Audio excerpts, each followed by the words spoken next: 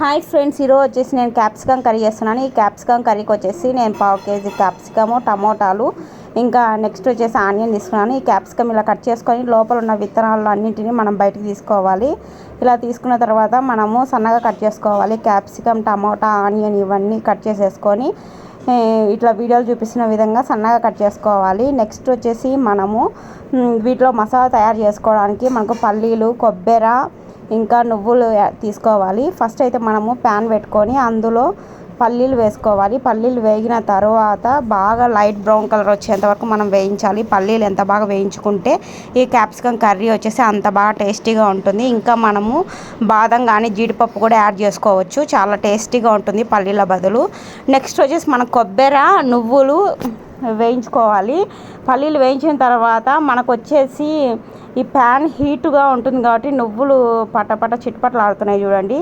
So మనము ఇంకా చిట్పట్లు ఆడిన వెంటనే మనం ఎక్కువసేపు నువ్వులు వేయించకూడదు, వెంటనే తీసుకోవాలి. నెక్స్ట్ వచ్చేసి అదే ప్యాన్లో మనం వచ్చేసి సరిపడినంత ఆయిల్ వేసుకొని, ఒక 2 స్పూన్స్ ఆయిల్ వేసుకొని అందులోకి మనం యాజ్ యూజువల్గా ఎప్పటిలాగానే మనం వచ్చేసి పోపు ఏ విధంగా వేసుకుంటామో అదేవిధంగా ఇంకా మినప్పప్పు, జీలకర్ర, ఇంకా నెక్స్ట్ వచ్చేసి ఆవాలు, ఈ 3 వేసేసుకొని మనము లైట్ బ్రౌన్ కలర్ వచ్చేంత వరకు వేయించుకోవాలి. వేయించుకున్న తర్వాత మనము సగానికి కట్ చేసుకున్న పచ్చిమిర్చి ముక్కలను ఇందులో వేసుకొని వేయించుకోవాలి. నెక్స్ట్ వచ్చేసి ఆనియన్స్ వేసుకోవాలి. ఆనియన్స్ వేసుకున్న తర్వాత మనము క్యాప్సికమ్ యాడ్ చేసుకోవాలి. క్యాప్సికమ్ యాడ్ చేసుకున్న తర్వాత మనము ఫస్ట్లోనే ఈ స్టేజ్లోనే మనము ఇలా క్యాప్సికమ్ వేసుకున్న వెంటనే మనం వచ్చేసి ఉప్పు, తర్వాత పసుపు, ఈ రెండింటిని వేసుకోవాలి. ఎందుకంటే ఈ స్టేజ్లోనే మనము ఉప్పు, పసుపు వేసుకుంటే గనక క్యాప్సికానికి బాగా ఉప్పు, ఈ పసుపు అనేది బాగా పట్టేసి మరింత టేస్టీగా ఉంటుంది. నెక్స్ట్ వచ్చేసి మనం కారం పొడి కూడా ఇప్పుడు వేసుకుంటేనే బాగా మనకు క్యాప్సికంకి కారం పట్టేసి క్యాప్సికమ్ అనేది కర్రీ చాలా టేస్టీగా వస్తుంది. నెక్స్ట్ వచ్చేసి మనము బాగా ఇది స్లో ఫ్లేమ్లోనే మనము వేయించుకోవాలి. ఈ క్యాప్సికమ్ కర్రీని వచ్చేసి కారం కూడా మనము పచ్చిమిర్చి వేసినాము, క్యాప్సికమ్ కూడా కొద్దిగా కారం ఉంటుంది కాబట్టి సరిపడినంతని వేసుకొని వేయించుకున్న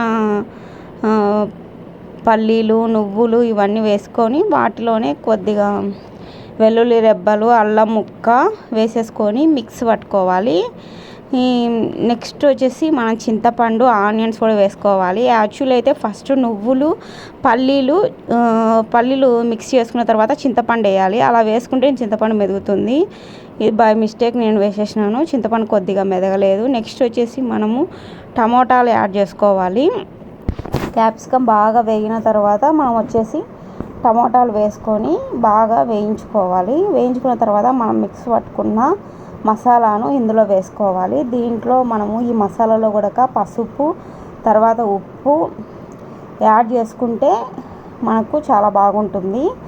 ఇలా బాగా మసాలాను మనము బాగా వేయించుకొని నెక్స్ట్ వచ్చేసి మనము సరిపడినంత వాటర్ వేసేసుకొని వీడియోలో చూపిస్తున్న విధంగా అడుగు అంటకుండా బాగా కలియబెట్టుకొని ఫైనల్గా మనం వచ్చేసి ధనియాల పొడి వేసుకోవాలి. ఇంకా కొత్తిమీర కూడా వేసుకొని ఉడికించుకొని ఇంకా బాగా ఉడికిన తర్వాత మనము చపాతీలోకి కానీ అన్నంలోకి కానీ దేనిలోకైనా చాలా బాగుంటుంది ఈ క్యాప్సికమ్ కర్రీ. మీరు కూడా ట్రై చేయండి, పిల్లలు కూడా చాలా ఇష్టంగా తింటారు.